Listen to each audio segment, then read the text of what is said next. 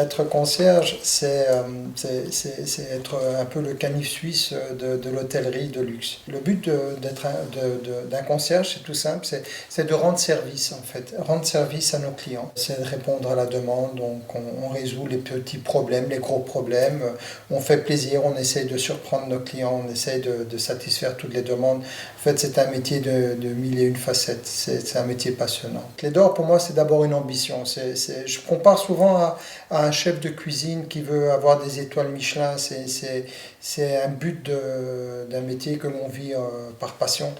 Et c'est une reconnaissance de ses pairs aussi parce qu'il y a tout un processus d'adhésion au Clé d'Or qu'il faut respecter et on est soumis quand même à l'approbation d'un comité et puis après on fait partie des Clés d'Or internationales, donc ça a quand même une certaine dimension, mais c'est vraiment une ambition totale, c'est de bien faire, de respecter notre charte, d'avoir ce souci du détail, de la qualité, de l'engagement aussi.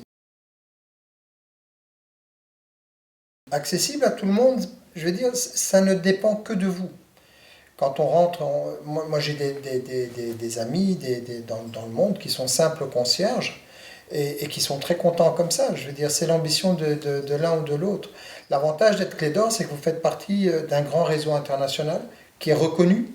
Je veux dire, les gens qui connaissent les Clés d'Or, qui ont l'habitude de voyager dans l'industrie du luxe, vous reconnaîtront pour votre valeur. Après, vous bénéficiez aussi, en étant Clé d'Or, d'un réseau mondial qui n'a nul pareil.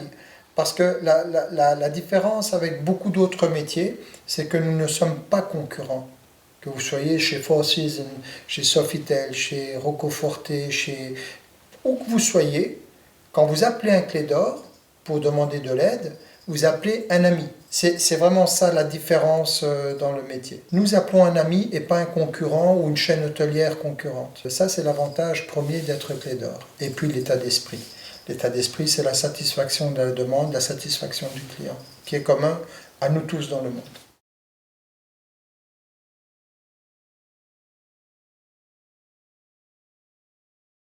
Oula. Alors moi j'ai un parcours le plus complet qui soit. J'ai fait donc l'école hôtelière en secondaire et puis j'ai fait la gestion hôtelière à Namur. Et j'ai commencé donc dès mes premières années de classe, j'ai fait énormément d'extras en salle et cuisine. J'adorais ça, j'adore la cuisine. D'ailleurs, ceux qui me connaissent, ben voilà, le savent bien. J'adore voyager. J'ai eu la chance de naître à Madrid, de grandir en Afrique et de terminer en Belgique avec fierté. Puis un beau jour, je suis rentré dans un hôtel et je dis voilà, je cherche un emploi. Je voudrais travailler en réception. Donc j'ai travaillé un an de nuit comme night audit et directeur de nuit. Puis mon but final, c'était vraiment de rentrer en conciergerie. Puis j'ai eu la chance, j'ai fait les différents postes de réception. J'étais assistant front office manager. Et puis un beau jour, je suis revenu à un ami qui s'appelle Jean-Paul de Sadeler, qui est vraiment un de nos maîtres en Belgique en conciergerie et qui m'a pris sous son aile et qui m'a fait rentrer à l'époque à l'Hilton. Si vous êtes bruxellois et belge, tout le monde connaît l'Hilton. Et pour moi, ça a été vraiment le choc. C'était vraiment pour moi, c'était l'université, c'était le sommet, c'était la Sorbonne, c'était tout ce que vous pouvez imaginer. On a tout fait dans cet hôtel et ça m'a donné, ça répondait exactement à ce que je voulais. À l'époque, Hilton était vraiment très très à cheval sur le service, la qualité, la formation, l'engagement du personnel, la cohésion du personnel. Et ça a été vraiment pour moi le déclencheur, mais exposant 100, quoi. J'aurais pas pu trouver en Belgique, en tout cas, de meilleure école. On était très avant-gardiste. Puis j'ai eu la possibilité de relancer une loge au Métropole, j'ai eu la possibilité d'aller à l'Amigo, puis j'ai pu relancer la position de conciergerie au Sofitel de Louise dans son repositionnement, donc la réouverture de l'hôtel, tous ces challenges. Et c'est toujours la chance, la passion, l'engagement, voilà. C'est vraiment de sentir quand ça brûle, quoi, de pouvoir s'engager dans quelque chose de fort. Alors président, c'est de cette association, c'est au début, bon voilà, et puis après, vous êtes président, ok, c'est sympa, mais après vous avez envie enfin en tout cas pour moi, j'ai un esprit de corps. Tout qui me connaît sait très bien que je vis mon métier au travers de mon équipe. Je vis mon association au travers de mon équipe. Et les Clés d'Or belges, pour moi, c'est une équipe fabuleuse. Vraiment, c'est une équipe fabuleuse. On est reconnu.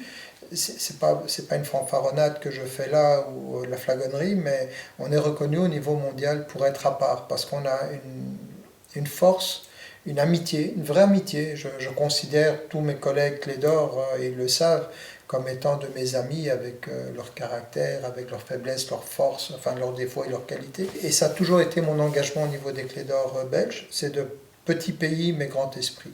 À la différence de l'expression péjorative qui dit petit pays, petit esprit, moi c'est l'inverse.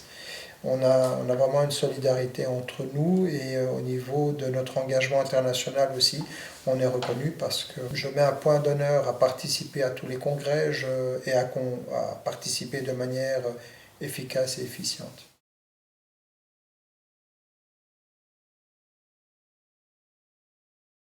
Dans ces congrès, bon, il y a la partie qui incombe au président, le board meeting, c'est-à-dire qu'on fait l'évaluation de l'année dans toutes les sections.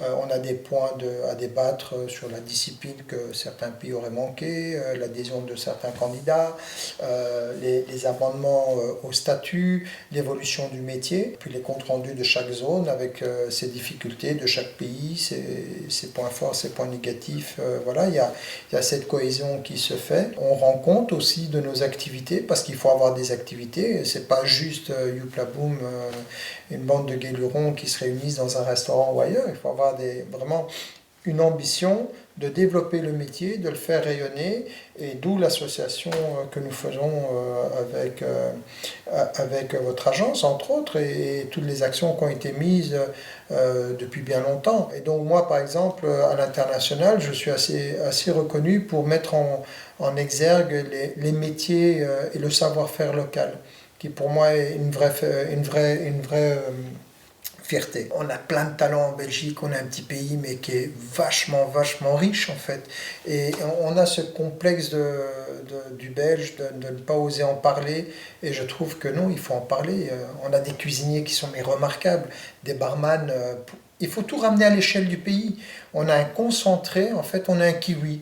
On a un concentré de vitamine C que personne ne peut l'imaginer. Et c'est dommage que l'on souffre, et j'ai pas honte de le dire, de notre politique.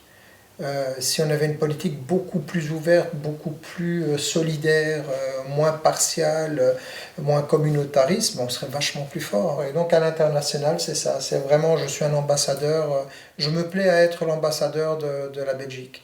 Après, il y a la partie purement séminaire, où là on a des grands de ce monde, de l'hôtellerie, du luxe qui viennent et qui nous parlent de leur vision, de leur projection de l'avenir et ainsi de suite. On a eu M. Beaver qui est le CEO des montres Hublot, qui est venu, il a pris un avion pour venir à Kuala Lumpur pour parler 2 heures à 1000 concierges et repartir en Suisse, quoi. Je veux dire, quand un homme de cette envergure-là se donne la peine de venir chez nous, dans notre petit milieu, pour nous parler de sa vision du luxe, de sa vision du service, et de nous reconnaître, parce qu'il nous a clairement dit qu'il débauchait régulièrement des Clés d'Or pour ces boutiques. Donc, ben voilà, c'est intéressant, c'est une reconnaissance.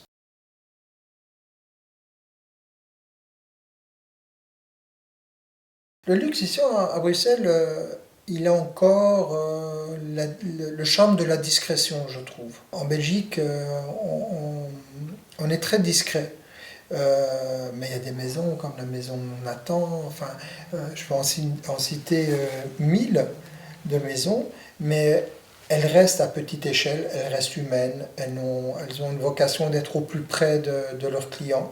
Il y a une fidélité aussi dans le luxe en Belgique. Les clients de l'industrie du luxe et des marques belges, que l'on soit dans des marques plus jeunes, plus établies, plus classiques et ainsi de suite, une fois qu'on a la reconnaissance locale, on a un marché local qui est extrêmement fidèle. Et je trouve que c'est une très belle reconnaissance, la fidélité. Le Belge a cette particularité qui n'est pas râleur, qui n'est pas exubérant, mais qui sait ce qu'il veut, qui sait comment l'avoir, et quand il l'a, il sait être reconnaissant. Le Belge, si on a un Delvaux, par exemple, un sac Delvaux, on va le garder toute sa vie, le Delvaux, parce que Delvaux est quelque chose qui est assis, qui est établi. On n'est pas dans le bling-bling. Le Belge n'est pas trop dans le bling-bling. Il est dans l'élégance. Le Belge aussi sait apprécier ce qui est appréciable. On a une éducation, en fait. Beaucoup plus que dans certaines autres communautés ou dans certaines autres régions où on va plus regarder le chiffre qui est à côté du produit plutôt que le produit lui-même. Et donc ça, je crois que c'est la force du Belge. Et un Belge est garant de sa qualité. Les produits produits en Belgique sont produits avec cette pugnacité qui nous caractérise, je crois. Le luxe, déjà, c'est quelque chose qui est fluide, c'est quelque chose qui se vit, qui ne se définit pas. Qu'est-ce qui est le luxe ? Bien malin celui qui pourra le dire. Le luxe, c'est quoi ? D'être une influenceuse installée à Dubaï et de se faire offrir par Louis Vuitton un sac avec le logo tatoué partout. Est-ce que ça, c'est le luxe ? Peut-être pour elle. En tout cas, pas pour moi. Le luxe, en fait, si je devais citer une personne qui, dans ma carrière, a réellement incarné le luxe, c'est Philippe Noiret. 20h, un dimanche soir, je suis à la loge de Lilton à l'époque, et il arrive de l'Amigo, il séjournait à l'Amigo. Et il arrive, et lui venait manger à la Maison du Bœuf. Grand client de la Maison du Bœuf à l'époque. Et ce monsieur est arrivé, sa mise, sa posture, ça, c'était le luxe. Et rien ne dénotait. Tout était harmonieux, tout était fluide. Pour moi, c'est ça le luxe international. Que vous soyez n'importe où. Vous pouvez vous payer un séjour aux Maldives. Très bien. Et pourquoi vous voulez du Dom Pérignon aux Maldives ? C'est pas du luxe, ça. Pour moi, c'est pas le luxe. Ça n'a pas de sens du Dom Pérignon aux Maldives. Ce qui a du sens, c'est de faire vraiment une excursion dans le lagon pour aller voir des animaux que l'on verra nulle part avec une personne qui s'y connaît réellement sur la faune locale et qui vous fasse vivre un moment magique. Ça, c'est le luxe. Vous allez faire le Chongololo en Afrique, un des plus beaux trains mythiques du monde, et vous n'allez pas regarder un seul animal parce que vous avez peur des serpents. Mais par contre, vous êtes payé la plus belle cabine du Chongololo. Mais ça n'a pas de sens. Le vrai luxe, oui, c'est le Chongololo en lui-même, mais c'est de pouvoir vivre les instants à ce moment-là, la somptuosité de l'Afrique au travers de ce voyage-là. Voilà, pour moi, le luxe, c'est de savoir apprécier ce qui est appréciable, où que vous soyez. J'ai pas spécialement d'établissement fétiche, mais j'aime bien les gens, j'aime bien des cuisiniers qui sont très classiques, avec des recettes très classiques. Et j'aime bien des cuisiniers qui sont tout à fait fous. Je me rappelle d'une sommelière, pour ne pas la nommer, à la Vilaine de Sky, qui était une jeune Française, on aurait dit un personnage de bande dessinée qui nous a fait découvrir des vins qui lui ressemblaient. Voilà, j'aime bien ce genre de personnage. Moi, j'aime vraiment sillonner ma ville. Alors maintenant, avec le confinement et toute cette aventure dans laquelle on a été plongé, je me suis amusé à découvrir aussi des zones de Bruxelles où je n'allais pas. Je me suis rendu compte à quel point notre ville est verte, avec des parcs, des jardins, des lieux tout à fait invraisemblables. Se retrouver sous le viaduc de Vilvoorde avec ce mélange de la nature, du poste industriel, des voitures au-dessus, des tags sur les pylônes, c'était quelque chose qui était... c'était une belle expérience. Voilà. Bruxelles, c'est tout. C'est l'art, la grande histoire, la petite histoire, manger des caricoles. Parfois, ça me prend. Je peux passer des années sans manger une caricole et puis à un moment donné, je sais pas, boum, ça me prend, j'ai envie d'une caricole. À un moment donné, je fréquentais un restaurant chinois rue Haute qui était tout petit et qui ouvrait quand il voulait. Et alors je suis tombé sur un propriétaire qui vous servait le meilleur canard laqué de Bruxelles. Mais il fallait le commander 3 jours avant parce qu'il était fait vraiment à la manière traditionnelle. Et ce petit bonhomme, tout chinois qu'il était, il est connu dans le milieu du vin. Cet homme avait une connaissance du vin invraisemblables, et vous dégotez des choses, mais hallucinantes. Et donc c'est ça Bruxelles, c'est que Bruxelles c'est plein de surprises, et alors après vous avez la beauté de ce pays. On a tout, on a une zone du côté de la Flandre qui ressemble à un désert, on a la forêt, on a les terris, on a la mer du Nord. La mer du Nord c'est la plus belle lumière, c'est en automne. La mer du Nord, elle peut vous faire pleurer tellement qu'elle est belle, elle peut vous faire chavirer. Puis après, vous allez dans les Ardennes au mois d'octobre, si vous réussissez à avoir un gîte ou une chambre pour aller voir le brame du cerf, dans des lieux invraisemblables. Moi j'ai vécu, je monte à cheval, j'ai été faire une fois une balade dans les forêts ardennaises et c'était en plein hiver et on est arrivé vraiment dans un décor de Walt Disney avec tout était givré, le ruisseau était gelé et vous aviez une harde de biches et de cerfs qui étaient là et le mâle dominant qui cassait avec son sabot la glace pour que les autres puissent boire. Ça, c'est la Belgique, en fait. Plackendal, il faut connaître l'histoire de Plackendal. C'est passionnant. C'est l'antichambre des grands zoos européens. Vous allez à Meiss, le jardin botanique de Meiss. Vous y allez à toutes les saisons, mais vous allez vivre tous les jours une nouvelle expérience. Avec mon ami Dan, mon ancien collègue Dan, on avait eu la chance de visiter les serres royales. On était juste les premiers visiteurs qui rentraient dans les serres royales en suivant en fait le peloton de policiers qui allait se mettre en faction. Donc on était tout seul chez le roi. C'était phénoménal. La visite de Saint-Michel-et-Gudule, toute l'histoire qu'il y avait là-dedans, c'est hallucinant. La monnaie, l'antichambre, faire son parfum, Isabeau avec ses bougies. Enfin, il y a mille et une personnes qui sont passionnantes en Belgique, vraiment, vraiment.